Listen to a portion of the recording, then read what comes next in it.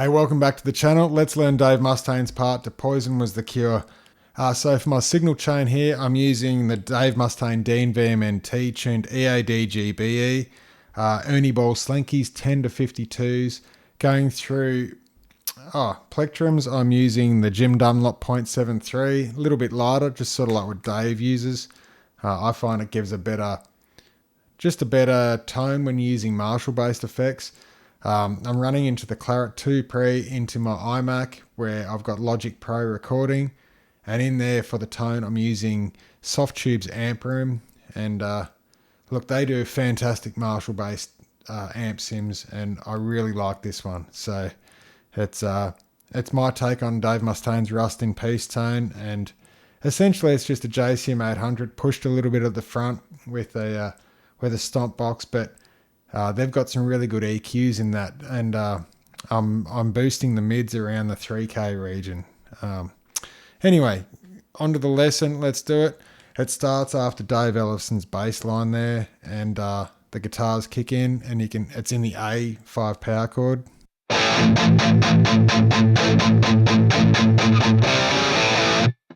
And while you're chugging that power chord, it's not all the same. There's different dynamics to it. You're hitting some notes a little bit harder than others. It's the way Dave plays a lot. And then it goes into that C power chord using your middle finger.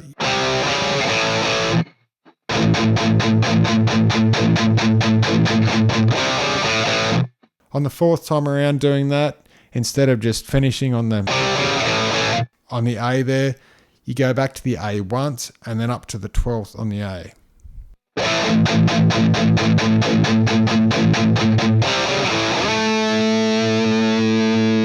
Give it a bit of a shake and then just slowly descend it and let it slide out.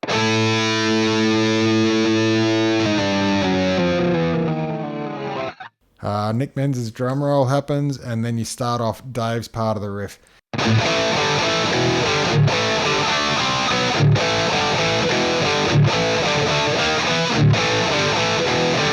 And he repeats that same phrase, so we'll just break it down now and just learn it easily.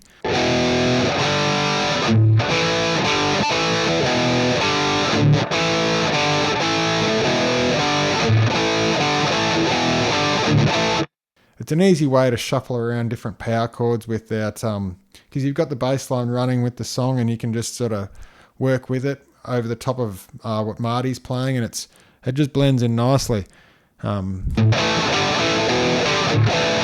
For the first time the power chords happen, instead of playing that what Dave does, because he's singing and it's pretty busy, he just does a bit of a cheat version of that, which is actually playing the D, G and B strings just like a bar on the 7th, 5th and 4th.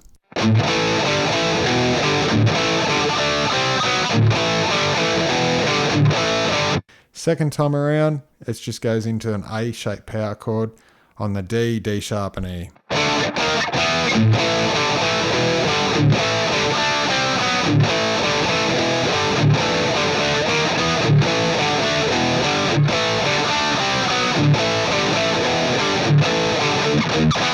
The way that riff finishes and winds up to the next part of the song,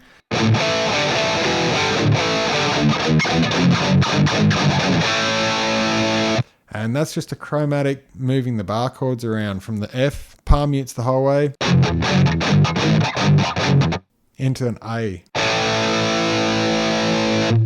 Repeat the same thing, but instead of going back to the F, get to the G, and then you swap down to the C, to the B.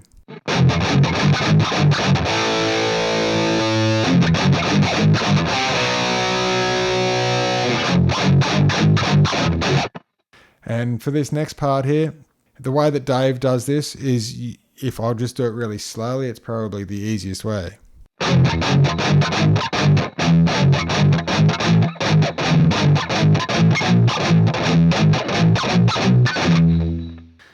Tie everything in that we've just done there from the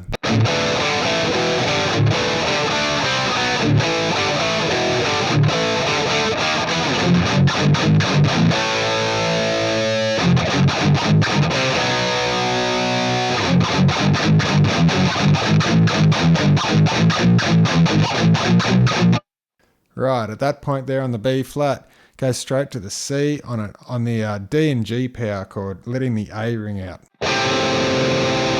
And between each of these hits, we now just chromatically walk this down slowly.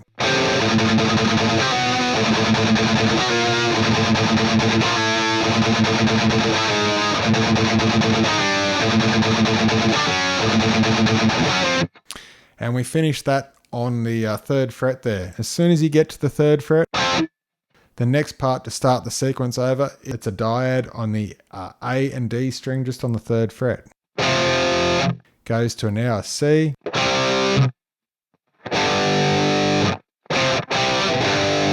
So I'll just finish that last part off so it makes sense.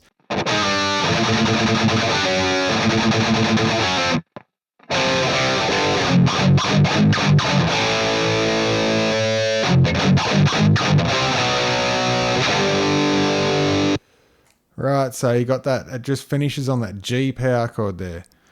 And then it gets into Dave Mustaine's part. And what is he doing there? It's not that hard. It's just like a banjo riff. Don't be overwhelmed by it. It's easier than you think. I'll just play this through at speed, what Dave is actually doing, just so it makes sense to you, and then we'll break it down from there.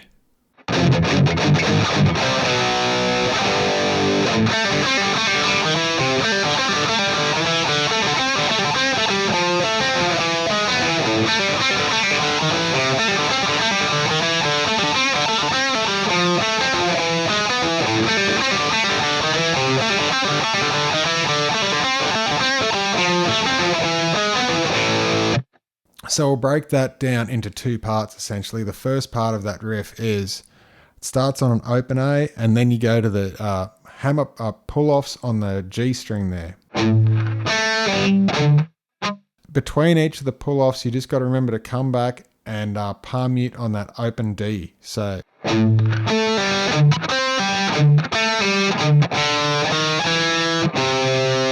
and that first one finishes there with it. On the D string, open 1, 2, and then 3rd on the A, on the C, sorry, but it's on the A string.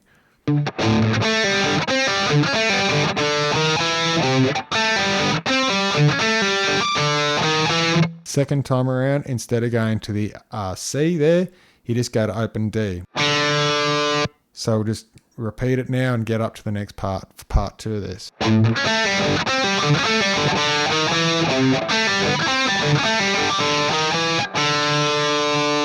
Right, so as we move up to the 5th fret here, just to finish off the riff, it's just a pull off on the D string from the 7th 5 open, and then you go to the G on the 5th there and give it a bit of a bend. Straight into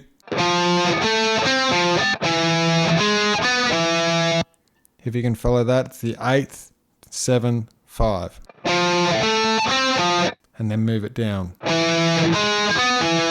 Back to the start.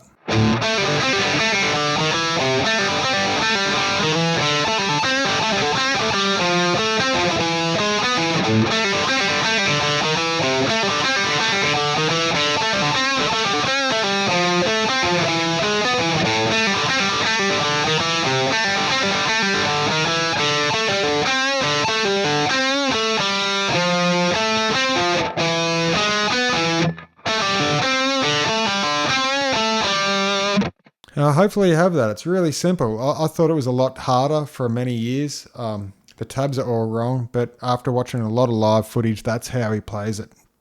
And it's really, once you get that muscle memory in your hands and you're doing that, it's really quick to learn, and you'll have this song in no time. It's such a quick song to play. So.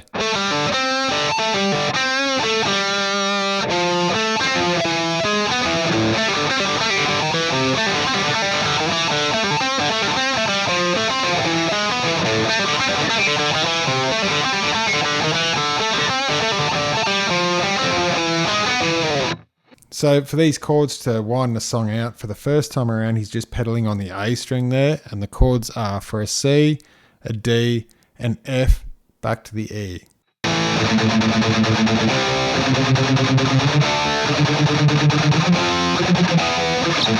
The third time around, he comes back to wind up the song, and he just adds a few more chords to just make it sound a little bit more epic toward the end of the song.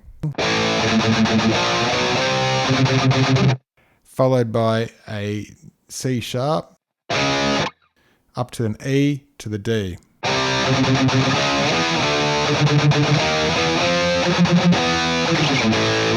And that last part there was just a D, chromatically walking all the way up to the F, back to the E, and then you're starting again.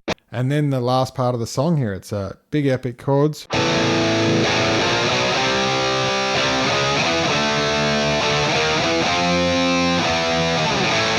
And finish on the open A there.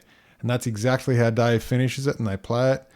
Any questions, please ask. If I've rushed over something too quickly in these lessons, let me know that as well. But really, if you're playing Poison Was the Cure by Megadeth, you haven't just picked the guitar up yesterday. So hopefully that makes a lot of sense to you guys, and I'll see you next time, and take care.